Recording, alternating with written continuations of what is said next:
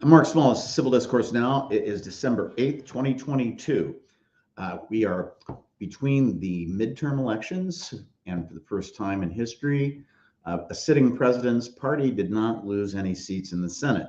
That kind of says something about what happened this time around. But we're also looking at the upcoming Congress.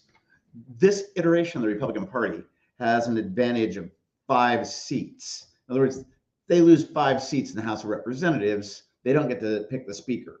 But here's the question. What are they going to do with a majority in the House of Representatives? And I'll tell you, they're going to screw this country any way they can. They've already said that. They did it when Newt Gingrich was Speaker of the House. Every time we're the party of no. They were going to do anything with anything in policy. They had a majority in both houses just a few years ago when the individual who was impeached twice had a majority. He could have gone through and done something about Obamacare. He didn't. They're not interested in doing anything positive, because if you criticize and you cut down and you make smart-ass little comments, then you make it sound like you know what you're doing and you don't have to worry about policy. And they're not pro-life. They're not pro anything except, one, they're fat asses, and two, being reelected and getting money from, 3, the people for whom basically they're whores. That's what this iteration of the Republican Party is. Now, I'm not going to put the Democratic Party on any kind of grand dais and say, oh, it's just such a great party. But at least the Democratic Party is trying to come up with policies. And the Republican Party used to do that. Prior to the split in the party being what it was, before 1964, the Republican Party really had both parties had viable wings, left and right wings. And because of that, there was a balance in policy. And also, the Republican Party had liberal wing, and they were progressive, and they did things. So what does it mean to be a conservative? Because that's what it boils down to. If nothing else, well, at least I'm a conservative.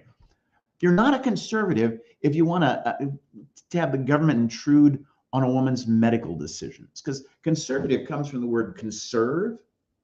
That means maintain or keep the stasis of what it was. But that's not a conservative value, to overturn a woman's own desire of what to do with her body and make healthcare decisions. Remember, Roe versus Wade was a Republican written decision. So in the days ahead, just think about it. What does it mean to be a conservative? This iteration of the Republican Party needs to lose that majority in the House of Representatives. 5 people in the U.S. House, 5 members of the House who are Republicans, should say, no, I'm not going to vote for whoever it is to run for Speaker. I'm going to vote for the Democratic candidate for Speaker of the House, because they're actually going to do things.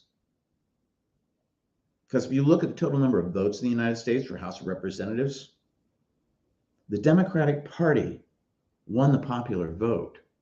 It's only through gerrymandering that the Republican Party has been able to obtain a majority in the House of Representatives of the United States and in many of the houses of representatives across the United States. Now, in Indiana, state Senate and the Indiana House have to be based upon population, and they can't be, now you can't have just one senator for one county or something like the US government has.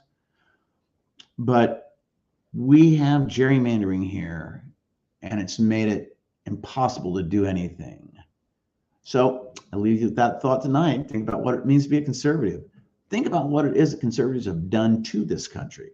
I'm Mark Small, Civil Discourse Now, peace, love, happiness. Hey, I am Republican Precinct Committee person for Washington Township 21-01, Marion County, Indiana. I approve of this podcast, how I made it. So I do approve of this message. Have a good one.